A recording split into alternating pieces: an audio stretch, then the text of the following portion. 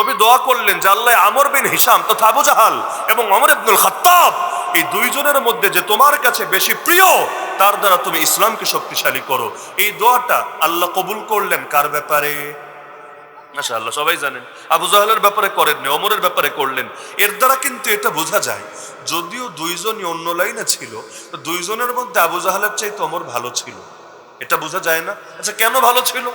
কোন দুঃখে ভালো ছিল? আবু জাহাল তো রাতের বেলা গিয়ে কান পাইতা নবীর তেলাওয়াত শোনার চেষ্টা করতো, অপরদিকে ওমর নবীর কল্লা কাটতে বের হয়ে গিয়েছিল। সাহসটা কত চিন্তা করে। আবু জাহালও তখনও কল্লা কাটতে বের হয়নি, কল্লা কাটতে বের হয়েছে। এমনকি সে বলে আমার বাপ খাত্তাবের গাধা মুসলমান হতে পারে, এ ওমর মুসলমান হবে না। মানে কি পরিমাণ অ্যালার্জি থাকলে এই কথা বলে যে আমার বাপের গাধা, গাধা ওই গাধা মুসলমান হতে পারে, এই ওমর কখনোই মুসলমান হবে না। অথচ এমন মুসলমান হওয়া হয়েছে। নবী বলেন আমার পরে যদি কেউ নবী হতো, কে হতো? মাশাআল্লাহ, সবাই জানেন লাউ কানা বাদি নাবিয়্যুন লাকানা ওমর। তাহলে ওমর কিন্তু আসলে মুসলমান হতে চায় নাই, আসলে চায় না, তার দিলের মধ্যে মুসলমান হওয়ার কোনো ইচ্ছাও ছিল না। আল্লাহু ইয়াজতাবি ইলাইহি মান ইয়াশা ওয়া ইয়াহদি ইলাইহি মান ইউনিব। আল্লাহ যাকে চান তাকে পছন্দ করে নিজের দিকে টেনে নেন, আল্লাহ নিজেই বাছাই করে নেন। নবীর দোয়া লেগে গেছে কপালে, এজন্য যেদিন বের হয়েছে নবীর কল্লা কাটবে বলে ওদিনই ঘরে ফিরে এসেছে নবীর উপর ঈমান এনে নবীর খেদমত কবুল করে। এমনকি সাহাবীরা বলেন যেদিন থেকে ওমর মুসলমান হয়েছে ওদিন থেকে আমরা শক্তিশালী হতে শুরু করেছি। মাজিলনা আইজ্জা, এমন শক্তিশালী। ওমর এসে এখন প্রকাশ্যে ইবাদত শুরু করেছে। আরে নামাজ পড়বো লুকায় কি? কেন? নামাজ কি কোনো পাপ নাকি? এমনকি যেদিন কালেমা পড়েছে সেদিনই তার বিশাল লড়াই একটা হয়ে গেছে এই কুরাইশের নেতাদের সাথে। এই যে দোয়াটা আবু জাহালের ব্যাপারে কবুল হলো না, ওমরের ব্যাপারে কবুল হলো। এবং যার থেকে আমরা বুঝলাম আবু জাহালও খারাপ ছিল, ওমরও খারাপ ছিল, কিন্তু ওমর আবু জাহালের চাইতে ভালো ছিল। কেন? প্রশ্ন আসে না কেন? ওইটার জবাবই সূরা ফাতিহার মধ্যে আছে। আগের আলোচনা বুঝলে ওই নিজে নিজে মিলায় ফেলতে পারবেন, আমার বলেও দেওয়া লাগবে না। তারপরে বলে দিই যদি কারো বুঝতে কষ্ট হয়ে থাকে।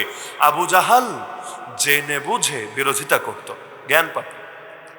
বাংলাদেশের অনেক ক্ষমতাসীনের মতো খুব ভালো বোঝে, মাইক ধরায় দিলে আমাদের চাইতে ভালো ওয়াজ করে দিতে পারবে, করেও। নির্বাচনের আগে সেই ওয়াজ চলে, মাশাআল্লাহ, চলে না? প্রধান অতিথিকে বসায় রেখে আরে ওয়াজ কারে বলে, মুখ থেকে যেন মধু ঝরে। তাহলে জানে না কিছু না এমন না, কিন্তু পরে গিয়ে এমন কাজ করে মনে হয় ভাজা মাছটা উল্টায় খাইতে পারে না। তাহলে বাস্তবে জানার পর উল্টাটা করে। তা আবু জাহাল জানতো, ইহুদিরা জানতো, নবী হক জানতো, ইয়ারিফুনাহু কামা ইয়ারিফুনা আবনাহুম, নিজের পুত্রকে যেভাবে চেনে নবীকে সেভাবে চিনতে পেরেছিল। কিন্তু এক একজন এক এক ধান্দা আর স্বার্থের কারণে মানে নাই। কি ধান্দা কি স্বার্থ ওটা বলতে গেলে আলোচনা আরো লম্বা হবে। অপরদিকে ওমর না জেনে বিরোধিতা করতো। সে মূলত এলাকার ঐক্য ধরে রাখতে চেয়েছিল। আগে অনেকবার অনেকের পিটিয়েছে। কেন? যখনই দেখতো কেউ ফাটল সৃষ্টি করছে, ঐক্যই শক্তি, অনৈক্যই দুর্বলতা। তো ওমর চেষ্টা করতো মানুষ যাতে জুড়ে থাকে, কারণ কুরাইশ একটা সম্প্রদায়, সম্প্রদায়ের লোকেরা যাতে এক থাকে, বাহিরের যে কোনো শত্রুর সাথেও তারা ভালো রকম মোকাবেলা করতে পারবে। আর নিজের ঘরেই যদি ঝামেলা দেখা দেয় তাহলে পরে সে সুযোগ তো নিবেই। গ্রামের মধ্যে যারা মিলেমিশে থাকে, আত্মীয় স্বজন যাদের সম্পর্ক ভালো, এদের উপর কেউ কিন্তু মাস্তানি করতে পারে না। আর যাদের নিজেদেরই ভেজাল, ভাইয়ে ভাইয়ে ভেজাল, চাচা ভাতিজায় ভেজাল, এদের সাথে কিন্তু অন্যরা সেই রকম জুলুম করে, তারা করার কিচ্ছু থাকে না নিজেদের দুর্বলতার কারণে। তো ওমর চাইতো সবাইরে মিলামিশা রাখবে, এক করে রাখবে। হঠাৎ দেখলো যে মুহাম্মদ ইবনে আব্দুল্লাহর ডাকে কিছু মানুষ আলাদা হয়ে যাচ্ছে। তো সে আর অত গভীর থেকে চিন্তা করে নেই কেন আলাদা, কি জন্য আলাদা। ওই বাংলাদেশে অনেকে দেখেন না, দল দেখলেই, দলাদলির কথা শুনলেই দুইটারই ধৈরা মারার চিন্তা করে, এইটারও মার এইটারও মার, দুইটাই খারাপ। অথচ এটা চিন্তা করে না দলাদলির উৎসটা কি বা দলাদলিটা কেন হলো। কারণ সব জায়গায় সাম্প্রদায়িক সম্প্রীতির বয়ান চলে না। যেমন আস্তিক আর নাস্তিক, দুইজনের মধ্যে প্রীতি হবে কিভাবে? সম্প্রীতি মানে প্রীতির বন্ধন, প্রেমের বন্ধন, ভালোবাসার বন্ধন গড়ে উঠবে কিভাবে? কাদিয়ানি যে নবীর দুশ্মন আর আপনি নবী প্রেমিক, দুইজনের মধ্যে মহব্বত হবে কিভাবে? আমাকে বলেন না, মানে ঐক্যটা সম্ভব কিভাবে এখানে? নবীর দুশ্মনের সাথে যে ঐক্য করে ওর নামও তো নবীর দুশ্মনের খাতায় ওঠে। আল্লাহকে ভালোবাসার দাবি তো হলো আল্লাহর দুশমনকে ঘৃণা করা। ইসলাম খালি ভালোবাসা শেখায় নাই, ইসলাম ভালোবাসাও শিখিয়েছে, ঘৃণাও শিখিয়েছে। সর্বশ্রেষ্ঠ আমল আল্লাহর জন্য ভালোবাসা, আল্লাহর জন্য ঘৃণা করা। যে আল্লাহর জন্য ভালোবাসা, আল্লাহর জন্য ঘৃণা করে, সে তার ঈমানকে পরিপূর্ণ করে ফেলেছে। কিয়ামতের দিন আল্লাহ আরশের ছায়ায় তাকে জায়গা করে দেবেন। মান আহাব্বা লিল্লাহি ওয়া আবগাদা লিল্লাহ ওয়া আতা লিল্লাহি ওয়া মানআ লিল্লাহ ফাকাদ ইসতাকমালা আল ঈমান।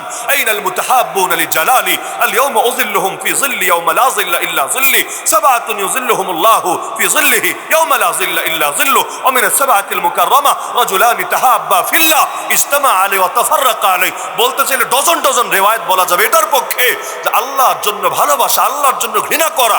আদিল্লাতিন আলাল মুমিনিন আইজ্জাতিন আলাল কাফিরিন আশিদ্দাউ আলাল কুফার রুহামাউ বাইনাহুম। এটা ইসলামের শিক্ষা, এটাই ঈমানের অন্যতম ভিত্তি। আল ওয়ালা ওয়াল বারা, ভালোবাসবো আল্লাহর জন্য, ঘৃণাও করবো আল্লাহর জন্য, দোস্তিও করবো আল্লাহর জন্য, দুশমনিও করবো আল্লাহর জন্য। এটাই স্বাভাবিক কথা।